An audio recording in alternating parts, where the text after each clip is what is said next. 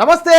దేశవ్యాప్తంగా సంచలనంగా మారిన ఢిల్లీకి సంబంధించిన లిక్కర్ పాలసీ, దానికి సంబంధించిన విధి విధానాలు రూపొందించడంలో అక్రమాలు జరిగినాయని చెప్పి, అందులో సౌత్ గ్రూప్కు సంబంధించిన వాళ్ళు పెద్ద మొత్తంలో ఇన్వాల్వ్ అయ్యారని చెప్పి అభిషేక్ నాయర్ నుంచి మొదలు పెడితే అరుణ్ పిల్లై, రామచంద్ర, సిఏ, మన కవిత గారికి సంబంధించిన చార్టెడ్ అకౌంటెంటు కవిత గారు, దాని తర్వాత అక్కడ మనీష్ సిసోడియా గారు మొత్తం ఈ పాలసీకి సంబంధించిన ఒక రూపకల్పన తీసుకొచ్చి ఒక క్విడ్ ప్రోపో జరిగింది. అంటే నీకు ఇది, నాకు ఇది, నేను నీకోసం ఒక పాలసీని తీసుకొస్తా, దానికి తగ్గట్టుగా నాకు డబ్బు ఇవ్వు అని చెప్పి ఈ విధంగా ఒక పెద్ద స్కామ్ జరిగింది దేశవ్యాప్తంగా అని చెప్పి ఢిల్లీకి సంబంధించిన ఎల్జీ ఒక కంప్లైంట్ సిబిఐకి ఇస్తాడు. సిబిఐ ఒక ఎఫ్ఐఆర్ రిజిస్టర్ చేసి దాంట్లోనే మనీ లాండరింగ్ కూడా జరిగిందని చెప్పి ఈడీకి సంబంధించిన ఆఫీసర్లు ఈడీలో రిజిస్టర్ చేసే ఎఫ్ఐఆర్ని ఈసీఆర్ అంటారు. ఈసీఆర్ రిజిస్టర్ అవుతుంది.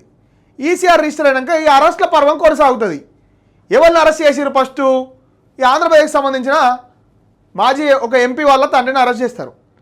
అరెస్ట్ చేసిన కాడ మొదలైన కథ అరవింద్ కేజ్రీవాల్ అరెస్ట్తో ఢిల్లీకి సంబంధించిన లిక్కర్ కేసు పాలసీలో అందరినీ కూడా, ఎవరి మీద అయితే ఎలిగేషన్స్ వచ్చినాయో వాళ్ళందరినీ కూడా అరెస్ట్ చేశారు. అరెస్ట్ చేసిన ప్రతి ఒక్కరి దగ్గర ప్రతి ఒక్క బెయిల్ పిటిషన్ని విచారిస్తున్న సందర్భంలో ఢిల్లీ రోన్స్ ఎవెన్యూ కోర్టు కానీ, ఢిల్లీకి సంబంధించిన హైకోర్టు కానీ, ఢిల్లీకి అంటే మన దేశానికి సంబంధించిన సుప్రీంకోర్టు కానీ, ఈ మూడు విషయాలలో చాలా కీలకమైన తీర్పులు ఇవ్వడం జరిగింది. ఈరోజు మనం చూసుకున్నట్టయితే దాదాపు ఢిల్లీ ముఖ్యమంత్రిని అరెస్ట్ చేసి జైల్లో పెట్టి చాలా రోజులు కూడా జైల్లో ఉంచిన సిబిఐ కానీ, ఈడీ కానీ, ఈ రోజున ఫైనల్గా అరవింద్ కేజ్రీవాల్ గారికి బెయిల్ వచ్చింది.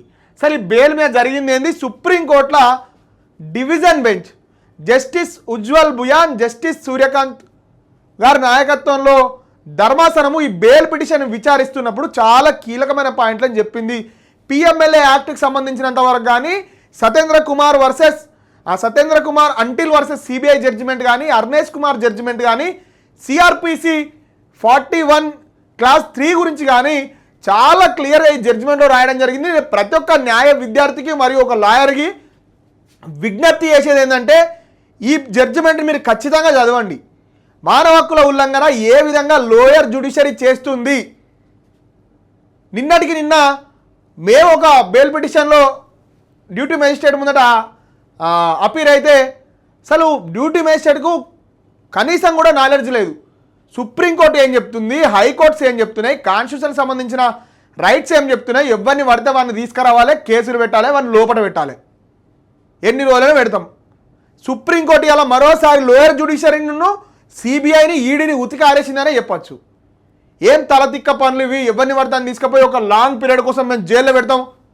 ఏంది దేశమా కాదా, ప్రజాస్వామ్యమా కాదా అని చెప్పి సుప్రీంకోర్టు ఇద్దరు జడ్జిలలో జస్టిస్ ఉజ్వల్ బుయాన్ గారు మాత్రం సిబిఐని ఈ అనరాని మాటలు అనని చెప్పచ్చు. దాదాపు కూడా మొత్తం గాఢపు తీసి పెట్టింది సిబిఐ మొత్తం ఓపెన్ కోర్టులో. What is this India's prime agency is doing అని చెప్పి. సార్, మీ నమ్మకం ఉంటుందా? కవితను అరెస్ట్ చేసినావు. కవిత బెయిల్ పిటిషన్లో కూడా సుప్రీంకోర్టు చాలా కీలకమైన వ్యాఖ్యలు చేసింది. అంతకుముందుకు మనీష్ సిసోడియా గారికి సంబంధించిన బెయిల్ పిటిషన్లో కూడా చాలా కీలకమైన వ్యాఖ్యలు చేసింది. వితౌట్ ప్రైమ ఫేసి నేరం జరిగిందని రుజువు కాకుండా జస్ట్ ఎలిగేషన్స్ మీదనే ఎన్ని రోజులు ఒక మనిషిని జైల్లో పెడతావు? ఎంతవరకు ఇది కరెక్టు? ఇలాంటి అంశాల మీద సుప్రీంకోర్టు చాలా అసహనం వ్యక్తం చేసింది. ఈవెన్ ఈడీ కేసులలో కూడా bail is the right, jail is the exemption అనే ఒక ఫార్ములాని మరోసారి సుప్రీంకోర్టు నొక్కిపట్టి చెప్పేదాకా తీసుకొచ్చిందంటే ఈడీ కూడా ఈ దేశంలో ఈడీకి సంబంధించిన అరెస్ట్ అనే పవర్ కొలాప్స్ అయిందనే చెప్పచ్చు. ఇక ఈడీ, మోడీ, సిబిఐల ఆటలు ఈ దేశంలో ఇంకా నడవవు అన్న విధంగా సుప్రీంకోర్టు ఒక చెంప చెల్లుమనే జడ్జిమెంట్ ఇచ్చింది. సెక్షన్ 19 ఆఫ్ పిఎంఎల్ఏ యాక్ట్ కానీ, సెక్షన్ 45 ఆఫ్ పిఎంఎల్ఏ యాక్ట్ కానీ, ఆ రెండింటికి సంబంధించినంత వరకు సుప్రీంకోర్టు ఈరోజు చాలా కీలకమైన వ్యాఖ్యలు చేసింది. ప్రతి న్యాయ విద్యార్థి, ప్రతి ప్రాక్టీసింగ్ అడ్వకేట్ చదవాల్సిన తీర్పు అరవింద్ కేజ్రీవాల్ గారి బెయిల్ విషయంలో ఇచ్చింది. సిబిఐ ఎన్నడూ లేనంత ఉత్సాహం ఎందుకు ప్రదర్శిస్తుంది? ఈడీ కేసు నమోదై 2 ఏళ్ళు అవుతుంది. ఈడీకి సంబంధించిన కేసులో ఎప్పుడైతే బెయిల్ వస్తుంది అని అనుకున్నారో దాని తర్వాత వెంటనే సిబిఐ కేసులో ఒక ఇన్సూరెన్స్ అరెస్ట్. ఈ వ్యాఖ్యలు ఏం చేసినాయి కాదు, అభిషేక్ మను సింఘ్వి ఎవరైతే అరవింద్ కేజ్రీవాల్కి సంబంధించిన బెయిల్ పిటిషన్ పైరవి సుప్రీంకోర్టులో చేస్తున్న సీనియర్ అడ్వకేట్ మరియు కాన్స్టిట్యూషనల్ లాయర్ తన వ్యాఖ్యలు చాలా తీవ్రంగా మరియు పెద్ద మొత్తంలో సంచలనంగా మారినాయి. ఒక ఇన్సూరెన్స్ అరెస్టును చేసి అరవింద్ కేజ్రీవాల్ని ఇంకా కూడా దాంట్లో ఒత్తిపెట్టే ప్రయత్నం చేసిండని చెప్తే అసలు సుప్రీంకోర్టులో జరిగిన వాదనలు లైవ్లో వింటే మాత్రం రోమాలని నిక్కపొడిచిననే చెప్పాలి. ప్రజాస్వామ్యంలో ఎవరికంటే పెద్ద కాదు, మన అందరికంటే పెద్ద భారత రాజ్యాంగము చట్టము. ఈ రెండే. ఎవడైనా వీటికి కట్టుబడి ఉండాల్సిందే. అటు దేశంలో ఉన్నాడా రాష్ట్రంలో ఉన్నాడైనా. అధికారాలు శాశ్వతం కాదు. ఆ సుప్రీంకోర్టు చాలా క్లియర్గా నొక్కిపట్టి చెప్పిన అంశం ఏంది, ఎవరిని పడితే వాడిని అరెస్ట్ చేస్తాము, ఎవరిని పడితే ఒక లాంగ్ పీరియడ్ కోసం పెడతామంటే అట్లా వచ్చిన జడ్జిమెంట్లే ఇవన్నీ. ఇలా పిఎంఎల్ఏకి సంబంధించిన జడ్జిమెంట్ పరిస్థితి ఏమైంది? ఈడీ కేసులు పెడతామని చెప్పి ఎంతమందిని బెదిరించి ఎంతమందిని ఇబ్బంది పెట్టినాం కదా. ఇలా ఈడీకి సంబంధించిన అరెస్ట్ అనే పవర్కే ఎసరు వచ్చింది. ఏదైతే మిస్యూజ్ అవుతుందో దానికే ప్రికాషన్ కూడా వస్తుంది. ఇప్పుడు ఇన్ని రోజులు మిస్యూజ్ చేసినావు కదా, 5 ఏళ్ళు ఈడీ పేరు చెప్పి అందరిని భయపెట్టినావు కదా.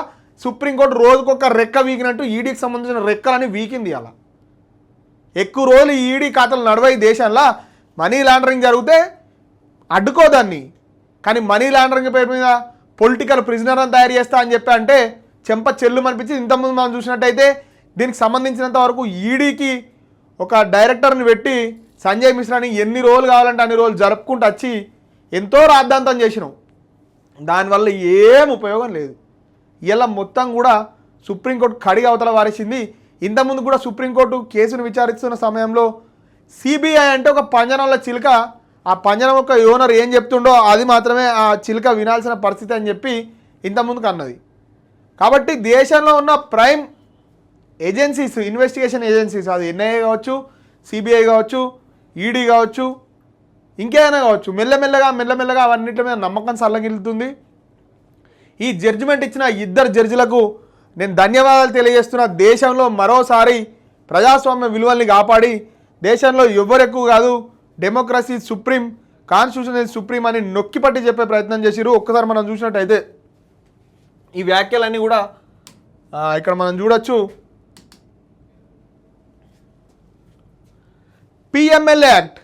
పిఎంఎల్ఏ యాక్ట్కి సంబంధించినంత వరకు సెక్షన్ 45,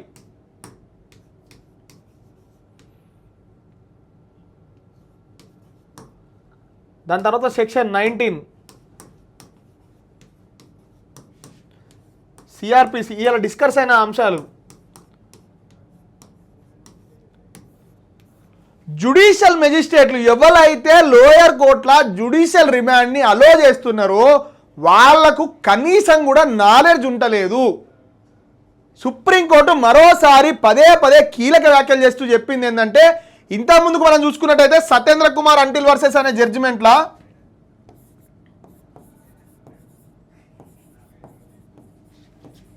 సత్యేంద్ర అంటిల్ అని రాస్తున్నా,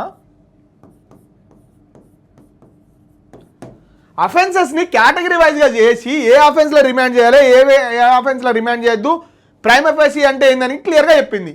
దాని తర్వాత కూడా దాన్ని మొత్తం కొట్టేసి ఇల్లీగల్ రిమాండ్ నిన్నటికి నిన్న ఒక డ్యూటీ మేజిస్ట్రేటు మేము చెప్తున్న వాదనలన్నింటి కూడా బైపాస్ చేసి ఆ వితౌట్ ప్రైమ్ ఎఫ్ఐసి ఆ అర్ధరాత్రి 11 గంటలకు కూడా జ్యుడిషియల్ రిమాండ్ అలో చేసింది. చాలా ఘోరంగా ఉన్నది. కాబట్టి సుప్రీంకోర్టులో ఈ అంశాల మీద చాలా క్లియర్గా జడ్జిమెంటు రాసిర్రు. అర్నేష్ కుమార్ జడ్జిమెంట్ కూడా ప్రస్తావన వచ్చింది. ఇవన్నీ జడ్జిమెంట్లను కూడా ప్రతి లాయర్ కానీ ప్రతి న్యాయ విద్యార్థి కానీ తన ప్రాక్టీస్కి సంబంధించినంత వరకు గుర్తుపెట్టుకోలే. మరో విషయం, ఈయన నా అరెస్టే ఇల్లీగల్ అని చెప్పి దాన్ని క్వశ్చన్ చేయడం జరిగింది. దానికి సంబంధించిన పిటిషన్ కూడా ఇంకా విచారణలోనే ఉంది. అసలు అదేం జరుగుతుందో చూడాలి. ఇన్ కేస్ ఇంతకు ముందుకు యూఏపీఎల న్యూస్ క్లిక్కు సంబంధించిన ఒక చీఫ్ ఎడిటర్ని అరెస్ట్ చేసినప్పుడు కూడా సుప్రీంకోర్టు ఆ రిమాండ్ ఇల్లీగల్ అని మొత్తం రిమాండ్నే కాజ్ చేసింది. ఇలాంటి సందర్భాలు కూడా ఉంటాయి. ప్రతి ఒక్క మానవ హక్కుల కార్యకర్త కానీ విద్యార్థులు కానీ లాయర్స్ కానీ మీ వాట్సాప్ గ్రూప్లలో దీనికి సంబంధించిన సమాచారాన్ని సేకరించండి. సేకరించి మీరు కూడా ఎక్కడన్నా ఇల్లీగల్ జ్యుడిషియల్ రిమాండ్ జరిగితే అడ్డుకునే ప్రయత్నం చేయండి. మరిన్ని కీలక అప్డేట్స్ కోసం చూస్తూనే ఉండండి మన తొలి వెలుగు.